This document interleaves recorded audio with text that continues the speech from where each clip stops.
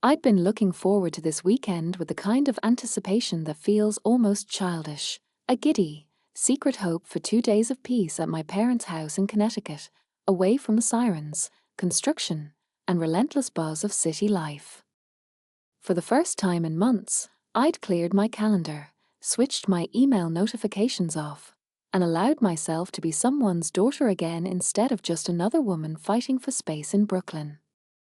Mom insisted I use my old room. Pale blue walls, mismatched college furniture, the familiar window view of our sleepy suburb. It was like stepping into a memory I didn't realize I'd missed. Saturday morning, I curled up on the faded floral couch in the living room, tucked beneath a wool blanket that smelled faintly of lavender. My dad was out walking the dog. Mom was humming in the kitchen, making pancakes, and the world felt small and safe for the first time in ages. I sipped my coffee, French roast, the way I like it, with a splash of oat milk and just enough cinnamon to remind me of autumn. The mug was heavy and warm in my hands, grounding me in the moment. Outside, a grey November drizzle painted the windows, but I didn't mind. This was my refuge, my reset button. My phone buzzed. I almost ignored it. No work, no drama, just me, my family, and the sound of rain. But then I saw the name, Logan Parker. My neighbor back in Brooklyn. Logan, who always helped carry groceries when my arms were full, who made corny jokes about parallel parking, who always greeted me with a friendly hey, whenever we crossed paths. His message made me smile, at first. Then I read it twice, and the smile slid right off my face. Hey, Emily. Sorry to bother you, but is everything okay at your place? There's some kind of party going on. Music's pretty loud and I've seen a bunch of people coming and going. My heart stuttered. A party? At my apartment? No. That couldn't be right. I stared at the phone, the words swimming for a second. My boyfriend, Alex, had told me he'd be spending the weekend at our place, alone, working on his deadline for a huge tech project that, apparently, required total peace and isolation. He'd even made a little ceremony of it, promising to order takeout, keep things chill, and not make a mess.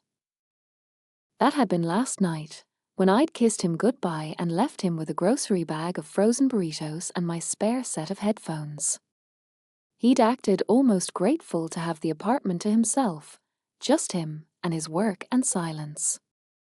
And now, Logan was telling me there was her party. Not just music, but people. Women, specifically. I tried to convince myself it was just a misunderstanding. Maybe someone had the wrong apartment. Maybe the sound was coming from the neighbors. I texted back, keeping my tone light, as if none of this rattled me in the slightest. Are you sure it's coming from my place? Could be next door. The building's so noisy sometimes. Logan responded instantly. Pretty sure. Saw at least 3 different women go in and out in the past hour. Sorry, just wanted you to know. I sat perfectly still, mug trembling slightly in my hand. I felt the warmth of the coffee drain from my skin, replaced by a cold, queasy dread. I didn't have to think. My body knew something was wrong before my mind did. My heart pounded, and I had to set the mug down on the table to keep from spilling it. In the kitchen, Mom laughed at something I'd said, an easy, comfortable sound, completely unaware of the little earthquake that had just exploded inside me. I didn't want them to see my face. Didn't want to raise any questions I wasn't ready to answer. I walked to the window, forcing myself to breathe, watching the steady drizzle paint silver lines down the glass. The street looked so normal, soggy leaves, an old mailbox, kids' bikes tossed on the lawn. For a second, I wanted nothing more than to stay here, in this warm bubble of family, pretending the outside world didn't exist. But in my head, the images were already running wild. Alex. Strange women. Laughter echoing in my apartment, a place that was supposed to be ours. I tried to build a reasonable story in my head. Maybe it was Alex's old college friends visiting. Or maybe he'd needed help with the project and asked some co-workers over. But even as I pictured it, the knot in my stomach tightened. Alex didn't really have women friends. He hated group projects. He'd never once suggested hosting people in our place, not even for his birthday. And if it was innocent, why wouldn't he mention it? Why not say, hey, by the way, some people might come over to help out? The silence in his last text, just a love you, good luck with the family, felt, in hindsight, a little too neat. Too eager for me to be gone. I glanced at Logan's last message again, my thumb hovering over the screen, tempted to type a quick thanks and forget the whole thing. But I couldn't shake the feeling that my life, so solid just 10 minutes ago, had been quietly cracking for a while. Maybe this was just the first time I'd noticed. I dropped my phone into the pocket of my old college hoodie, suddenly restless. The comfort of my parents' living room, the pancakes, the rain, none of it could reach me now. My mind spun through every memory, every little red flag I'd ignored over the last few months. Alex working late, even when there was nothing urgent. Secretive texts, always with the screen tilted away. His sudden bursts of kindness, like he was trying to buy back time. Outside, a car drove by, wipers squeaking, and I realized my hands were shaking. I took a deep breath, fighting to look normal, to hold myself together. If something was happening, I'd see it with my own eyes. I wouldn't jump to conclusions or send angry messages. No drama. I would wait and watch and find out the truth, whatever it was. And somehow, deep inside, I already knew. This weekend wasn't going to end the way I'd planned. I'd been counting down to this weekend for weeks. Not just for the break from Brooklyn's chaos, but for the peace that only comes from being home, in the house where you grew up, where the walls still hold the echo of your childhood laughter. My parents' house in Fairfield County, Connecticut, was as familiar to me as breathing.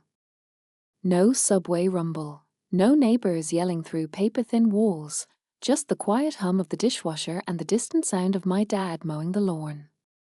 I let myself sink into the old floral couch in their living room, wearing my favorite high school hoodie and mismatched socks from a drawer I never fully emptied. The rain outside traced random patterns down the big bay window, and my mom's banana bread filled the house with the smell of comfort. My phone was somewhere on the coffee table, face down. I wanted this Saturday to be about pancakes, second cups of coffee, and catching up with my mom, not about Slack pings or Instagram notifications. I was halfway through a crossword puzzle and a mug of cinnamon latte when my phone buzzed. I almost ignored it. Then I saw the name, Logan Parker. He was my next-door neighbor back in Brooklyn, a stand-up guy who'd watered my plants and rescued more than one stray Amazon package from our stoop. Always quick with a wave, always up for a quick chat about the Yankees or neighborhood politics. His message was short. Hey, Emily, hope you're having a good weekend. Just a heads up, it's pretty loud at your place tonight. Looks like some party? Hope it's nothing weird, just figured you should know. For a second I thought he'd texted the wrong person. My boyfriend, Alex, had insisted he was staying in, working on that make-or-break pitch for his startup, the one that kept him glued to his laptop at all hours. He'd made a show of waving goodbye last night as I loaded my suitcase into Mom's Subaru. Enjoy the peace and quiet. I'll probably eat takeout and pull an all-nighter, he'd said, sounding almost relieved to have the place to himself. Now Logan was telling me the opposite of a quiet. I tapped back, trying to sound casual. You sure it's my apartment? Maybe upstairs neighbors again? His reply was instant. Yeah. I've seen a few women going in and out of your door. Like 3 or 4 in the past hour. Just thought you should know. Sorry if I'm overstepping. My chest tightened as if someone had dropped a stone into my stomach. For a minute, I couldn't move. Alex didn't have female friends, at least none I knew of. He'd never wanted to host dinner parties. Our apartment was supposed to be our safe space, our haven from the world. The thought of strangers, let alone women, coming and going from it made my skin crawl. In the kitchen, I could hear my parents laughing, caught up in their own world. I tried to keep my expression blank as I stood up and wandered toward the front window, phone clutched tight in my palm. Maybe Alex had invited colleagues over. Maybe he needed help with the project, or maybe this was some sort of group brainstorming session he'd forgotten to mention. But even as I pieced together those excuses, they felt thin. If it was innocent, why wouldn't he just tell me? The more I thought about it, the more my mind raced backward through months of small moments. Alex glancing at his phone and hiding a grin. Him stepping outside to take a work calls late at night. Last weekend, how he'd seemed distracted, almost guilty, when I hugged him goodbye. Now, a knot twisted tighter in my gut with every passing minute. Logan's text felt like a crack in the glass, letting all my anxieties pour in. I typed a quick thanks for letting me know and put my phone back down, but I couldn't sit still anymore. I needed to see for myself. I needed answers, not just suspicions. But for now, I sat in my childhood living room, rain still tapping against the windows, pretending everything was fine. Pretending the world outside this safe, quiet place wasn't about to change. I stood at the window for what felt like forever, watching rain drip off the maple tree in the front yard, letting the cold glass press against my forehead. My mind replayed Logan's messages, over and over, each repetition scraping away a bit more of the comfort I'd felt all morning. How could this be happening? Alex was supposed to be working. Our apartment was supposed to be empty, peaceful. Errors. But now, I couldn't unsee the mental image of women drifting in and out of our doorway, laughing at jokes I'd never hear, sharing something with him that I'd always thought was just for us. I tried to shake it off, to find a reason for the scene Logan had described. Maybe Alex was hosting a last-minute project meeting. Maybe his sister's friends were in town and needed a place to crash. Maybe. But no matter how I twisted the facts, they wouldn't fit. Alex wasn't a spontaneous guy. He hated having people over, especially when he needed to focus. The more I replayed his last messages, I love you, hope you get some rest with your parents, the more I heard the undertone, hope you don't come back too soon. I forced myself to move away from the window, pacing in slow circles around the living room. The old rug was soft under my feet, and I remembered lying on it as a kid, building Lego castles, imagining that home was a fortress no one could invade. Now I felt like an outsider in my own life, looking in through glass. I debated texting Alex, asking outright, "Oh, what's going on at the apartment?" But something in me resisted. If I sent that text, if I broke the spell of pretending everything was fine, I could never go back. And if he lied, I would know. So I did nothing. I put my phone down and tried to rejoin my parents in the kitchen, but their voices sounded far away, muffled by a wall of worry that only I could hear. I helped Mom slice apples for her famous crisp, made small talk about Thanksgiving plans, but every smile felt fake, stretched thin over a panic I couldn't name. Inside, my thoughts raced. Was this the first time? Had I missed signs before? I replayed every odd moment from the past year, Alex's suddenly work emergencies, the way he flinched if I walked into the room while he was texting, his new habit of triple-checking that the door was locked, as if he was guarding something. The pieces started to shift, rearranging into a pattern I'd been too trusting to see. I managed to get through dinner, laughing at my dad's stories, pretending my appetite hadn't vanished. When my parents finally turned in for the night, I slipped out onto the porch, hoodie pulled up against the chill, and sat on the porch swing. The rain had stopped, but the street was still shiny and wet, glowing under the yellow streetlights. I dialed up a playlist, quiet folk songs I'd loved in college, and tried to calm myself, but the music only made me more aware of the ache in my chest. Somewhere in Brooklyn, my life was shifting. I needed to see it for myself. My mind started crafting a plan, bit by bit. I wouldn't call Alex.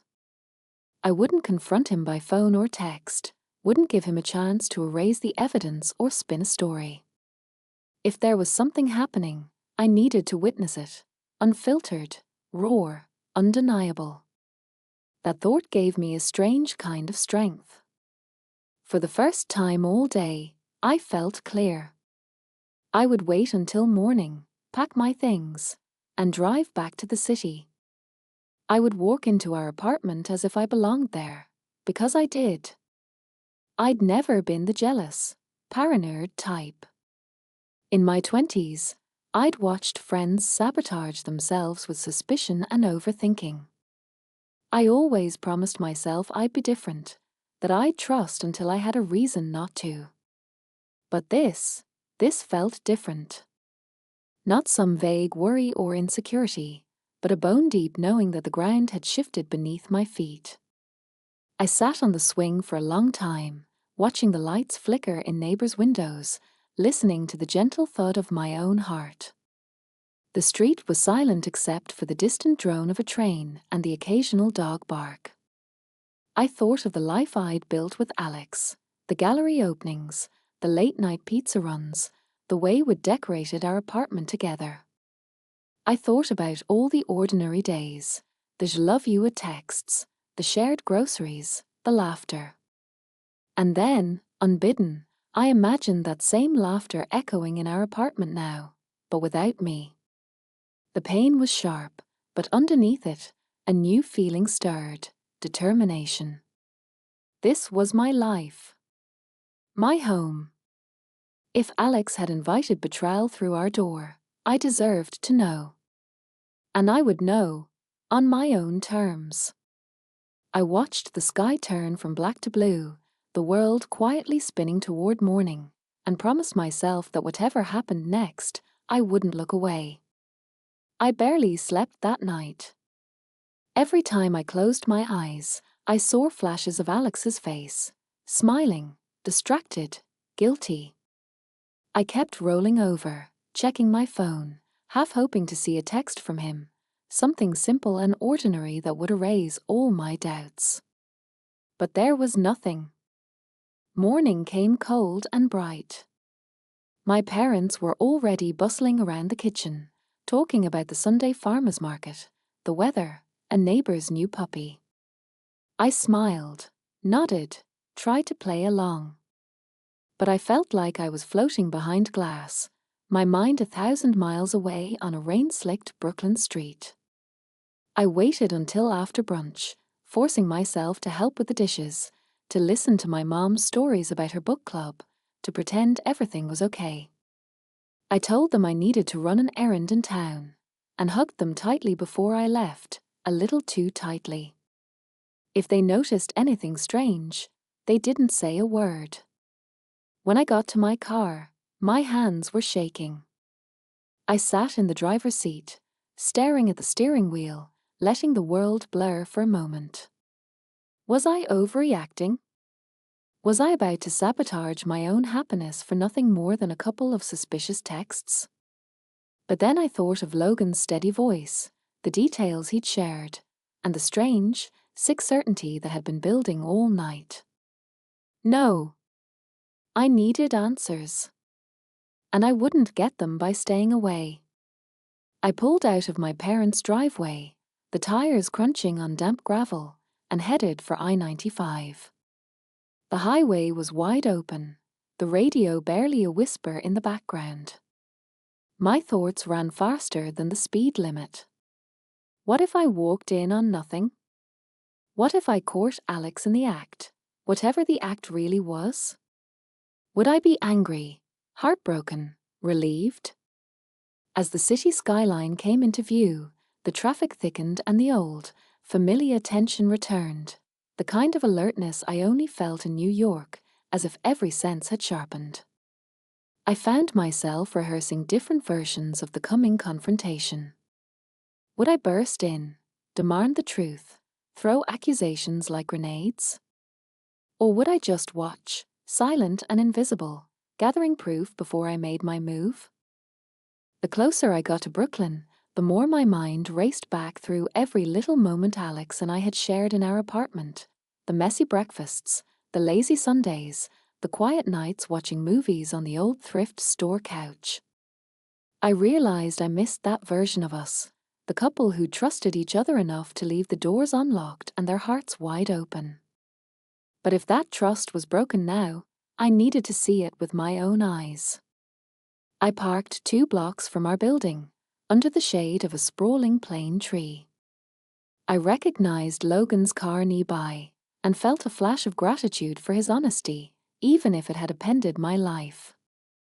I walked slowly toward our building, my sneakers splashing through shallow puddles, my hoodie pulled up to hide my face.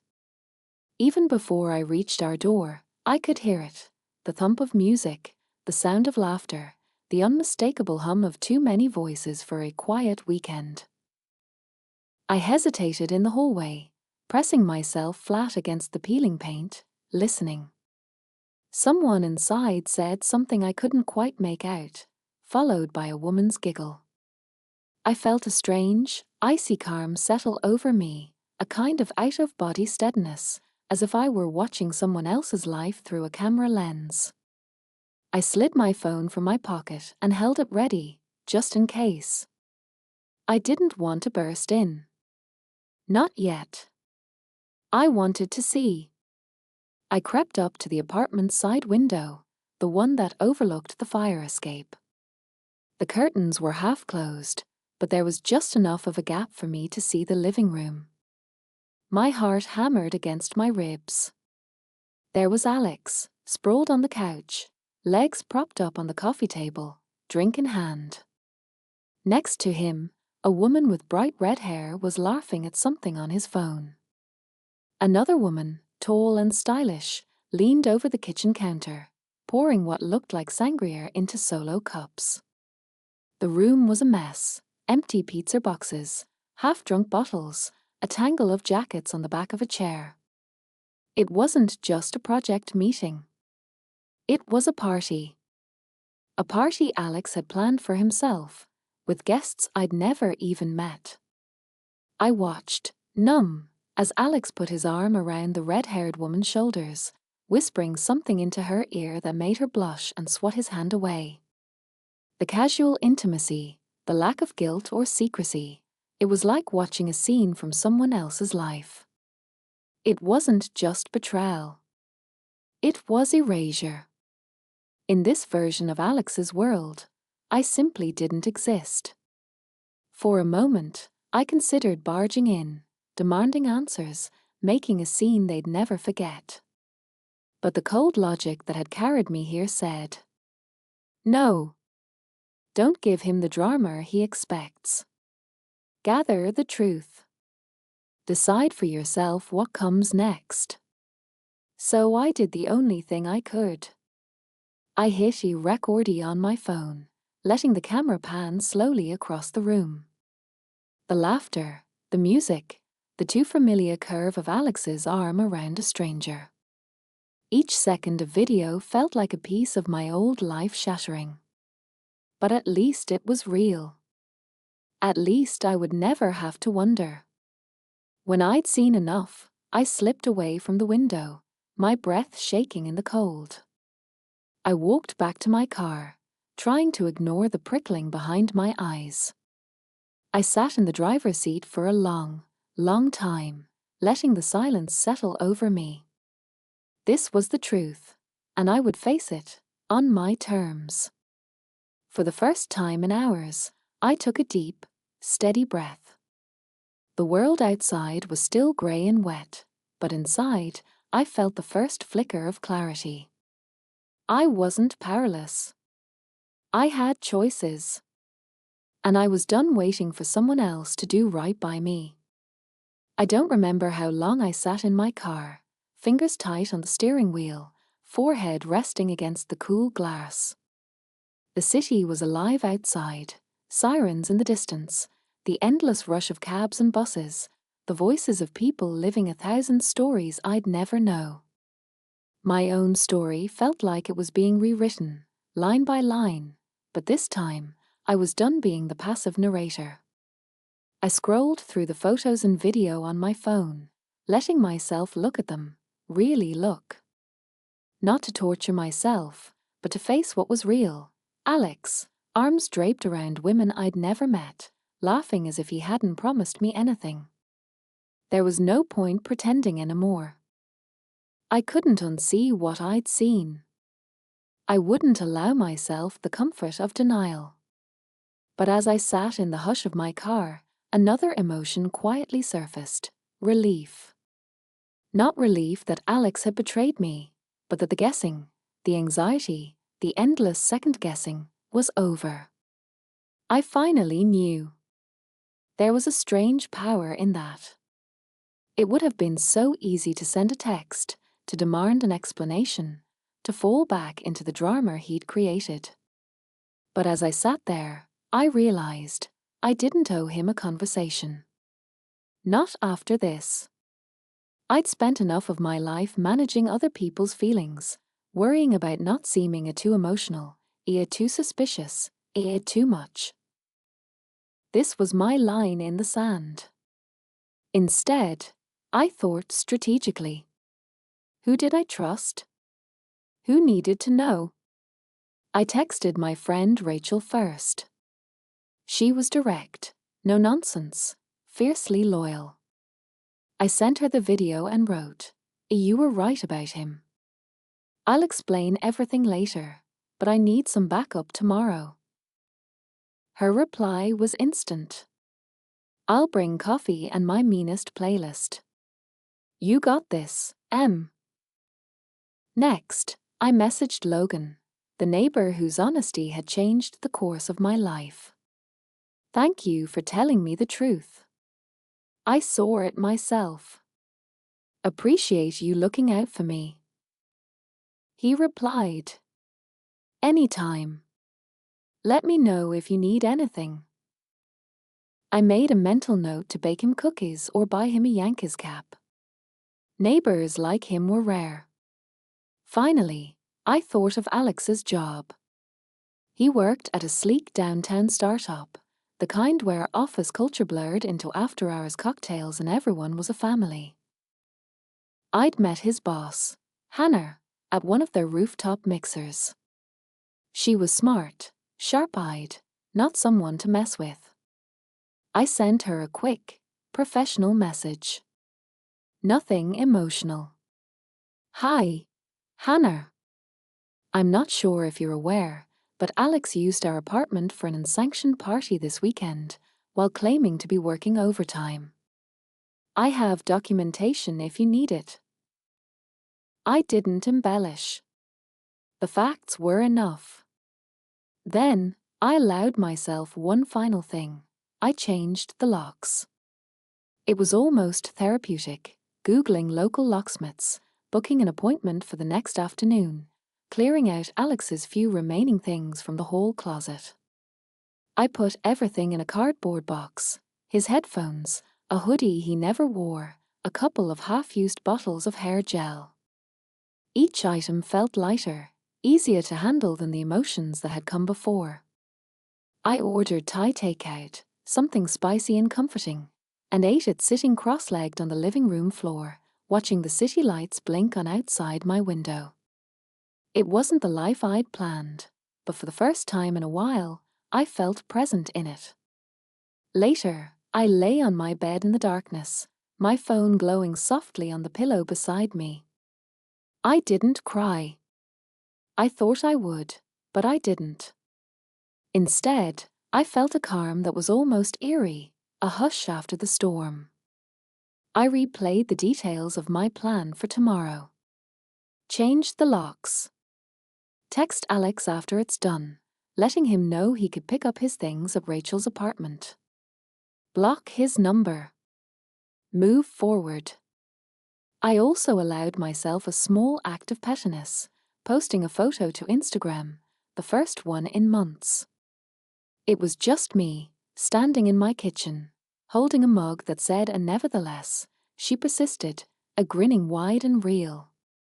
The caption was simple. To new beginnings. Teacup with handle # self-respect. Almost instantly, likes and messages flooded in. Friends I hadn't spoken to in ages sent support, neighbors commented with heart emojis, and Rachel replied with a series of fire and queen gifs. For once, I didn't care if Alex saw it. In fact, I kind of hoped he did. When I finally drifted off to sleep, the city outside was quiet, the kind of hush that only comes after rain. I knew tomorrow would be hard. There would be explanations, awkward silences, and maybe even confrontation. But for the first time in a long time, I wasn't scared of what was coming. I was ready. The locksmith was early. He arrived with a battered tool bag and a pleasant, no-nonsense attitude that reminded me of my uncle from Boston. I let him in, showed him the main door and the basement storage, and then stood in the hall while he got to work. There was something both ordinary and momentous about the clicking of tools. The old lock coming loose, the new one sliding into place. Changing things up, he asked, glancing over his shoulder as he tightened the screws. I hesitated, then smiled. You could say that. Just time for a fresh start. He nodded like he'd heard it before, a story tucked inside every lock change, a silent drama played out in New York apartments every day. In 15 minutes, it was done. I thanked him, paid in cash, and watched the door close with a satisfying new click. I stood there for a moment, just listening to the silence, letting the finality settle over me. This was my home now. Mine alone. Not a place for lies, not a holding pen for someone else's secrets. The box of Alex's things sat by the door. It looked pitiful, his faded Mets hat, a stack of startup branded t-shirts, a notebook with half-finished ideas. I thought about dumping it all on the sidewalk, but I didn't want any more drama than necessary. Instead, I texted Rachel. Mission accomplished. Can you do the handoff at your place around 6? I'll drop the box off soon. She sent back 3 muscle arm emojis and I'll bring snacks. I sent Alex a single text, my hands steady. Your things are with Rachel. New locks are on the door. Please contact her to pick them up. I wish you the best. No explanation. No anger. No room for argument. I blocked his number before he could respond. For the first time, I was the one setting the terms. Before I left for Rachel's, I did one more thing. I wiped down the kitchen counters, opened all the windows, and let in the cold Brooklyn air. The apartment felt lighter, even brighter, like a space finally making room for something new. I turned on my favorite playlist, the one Alex always teased me for, a Too Many Oldies, and danced around in my socks, singing off-key. For the first time, I felt the boundaries of my own life expanding, stretching out into all the space he used to take up. Dropping off the box at Rachel's was quick, businesslike, but we ended up splitting a pizza and watching reruns on her couch anyway. She didn't pry, didn't press for details. She just let me be, silent when I needed, and loud when I wanted. She put her arm around my shoulders and said, "You're the bravest person I know, Em. You know that, right?" I shook my head. I just got tired of waiting for things to change on their own. She laughed. "That's bravery. Owning your story. Also, letting a guy go who wears that many Mets shirts. Major upgrade in taste." We toasted with Diet Cokes and ate until we were both too full to move. For a while, the heaviness in my chest faded, replaced by something simpler: relief, camaraderie, the knowledge that I wasn't as alone as I'd feared. Later that night, I walked home through the quiet Brooklyn streets.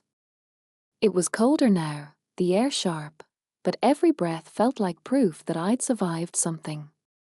Apartment windows glowed with the blue light of TVs.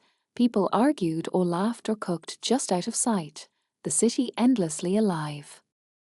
When I reached my building, I stopped and looked up at my window, the new lock, the open curtains, the tiny plant on the sill. This was still my life. It was changing, yes, but it was still mine to shape. Inside, I made a cup of tea, curled up on my bed, and started writing a list, just for myself. Not a to-do, but a to-be. To be honest, even when it hurts. To be alone, without being lonely. To be open to new beginnings, without letting old wounds close me off. To be grateful for the people who showed up when I needed them, not just when it was convenient. I closed my eyes, let the warmth of the tea seep into me, and listened to the city breathing outside. Tomorrow, there would be questions. Maybe gossip, maybe awkward conversations at work or in the building. Maybe Alex would try to reach out through someone else, to offer explanations or apologies. But tonight, there was only me. And that was enough. As I drifted to sleep, the last thing I remember was the sound of my own laughter, echoing quietly in a room that finally felt like home. The next morning, sunlight streamed through the windows, painting long golden stripes across the hardwood floor. For the first time in a long time, I woke up without that knot of dread in my stomach. There was a moment, maybe only a few seconds, where I didn't remember what had changed. I just lay there, tangled in my sheets, listening to the distant city sounds, a garbage truck rumbling past, a dog barking, someone arguing about parking spaces. And then it all came back. Alex. The locks. The way the apartment felt so much bigger and emptier, but in a good way, like the first breath after a long swim underwater. I made coffee in my favorite mug, the one with the chipped handle I'd found at a flea market. The morning light made everything look different, clearer somehow. I walked around my apartment, touching the walls, rearranging the pillows, opening the windows wide to let in the crisp November air. I put on a playlist of indie songs, let myself dance from room to room in an old college t-shirt and mismatched socks. I almost laughed at how light I felt. No one was watching. No one was judging. When my phone buzzed, I saw a dozen notifications, some from Rachel, Arise and Shine, Wonder Woman, some from old friends who'd seen my Instagram post, some from work. I answered Rachel first. Coffee at mine? She responded. On my way. And I'm bringing bagels. We sat at my kitchen table, sunlight pouring in, eating everything with too much cream cheese and talking about everything except Alex. She told me about her date with a drummer. I teased her about her fantasy football obsession. We made plans for a Sunday matinee, a new exhibit at the Brooklyn Museum, and maybe even a trip upstate in December, just because. When she finally broached the subject of Alex, it wasn't with pity, but with the straightforwardness only real friends manage. You know you're allowed to be angry, right? She said, licking poppy seeds off her thumb. I nodded. I know. I'm not sure if I am, though. Mostly I just feel are done. That's better than anger. That's freedom. After Rachel left, I took a long walk through the neighborhood. I passed the bodega where Alex always forgot my favorite chips, the little park where we'd once watched fireworks on the 4th of July, the corner bookstore with the cat in the window. None of these places felt haunted anymore. They just felt like mine again. I stopped in a cafe, ordered a latte, and journaled for nearly an hour. I wrote about how heartbreak isn't always loud. It can be a quiet slipping away, a gentle closing of a door. I wrote about how home is sometimes something you have to reclaim, not just in a legal sense, but in your soul. By the time I finished, I'd filled for pages and emptied my head of the last bits of doubt and sorrow. Later that day, I decided to invite a few people over. Not a party, just a few friends who'd shown up for me, neighbors who'd offered small kindnesses, and even Logan, who'd risked an awkward conversation to tell me the truth. I ordered food from 3 different places, because why not? Put out every candle I owned, and played her a Fresh Start, a playlist that Rachel had made for me. The living room filled with laughter, the clink of glasses, stories about terrible exes, and plans for future adventures. When someone asked where Alex was, I just smiled and said, he's not part of the story anymore. No one pressed. No one needed to. We toasted to new beginnings and made a pact, never let someone else's drama take up space in our homes or our hearts. As the night wound down and everyone left, Logan lingered in the hallway, his hands in his jacket pockets. Glad you're okay, Em. If you ever need anything, ride to IKEA, Doug Walker, fake boyfriend at Thanksgiving, just say the word. I laughed, warmth spreading through me. Thanks, Logan. I might take you up on the IKEA thing. I'm thinking it's time for a new couch. When the door finally closed behind him, I leaned against it and breathed in the quiet. The apartment was still and peaceful, full of good energy for the first time in what felt like years. I realized, standing there, that healing doesn't always happen all at once. Sometimes it's a series of little victories, a good cup of coffee, a text from a friend, the comfort of clean sheets and the promise of tomorrow. That night, I tucked myself into bed and, for the first time in months, I fell asleep without reaching for my phone, without wondering what might be waiting for me in the dark. The city outside was alive, and so was I. Maybe more than ever.